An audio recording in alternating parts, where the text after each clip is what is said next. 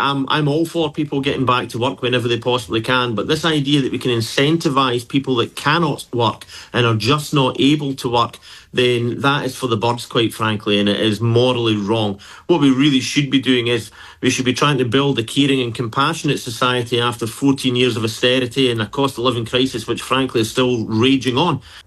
I think that the leadership do just expect us to fall in line and be on board with this, but that's not the reason why I joined the Labour Party. It's not why I became a Labour councillor, and it's certainly not why I became a Labour MP. I don't want to impoverish constituents and across the country. That's not what we're in government for.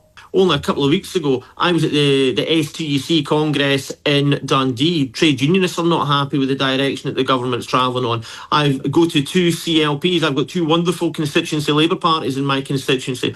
The grassroots membership are not happy. I would also say, as well as at Scottish Labour Party conference in February, the rank and file grassroots membership, the campaigners, the activists, the heart and soul of the Labour Party, they don't want austerity. You sound, Brian, pretty unhappy with the direction of the government overall. Well, I think that's fair to say. I had a massive constituency issue in the Grangemouth refinery, which is now closed, which the government didn't do enough on. Although that wasn't a problem that we created, it was one that we inherited. But also, when I look at other things such as these planned welfare reforms and also cuts to the overseas development aid budget, that's not Labour Party values, in my opinion. This government will be judged on what every government is judged on, Lewis, and that is, do we improve people's living standards? That's how we get a second term, and that's how we change this country for the better. So do you think that these welfare reforms look more like Tory policy than Labour?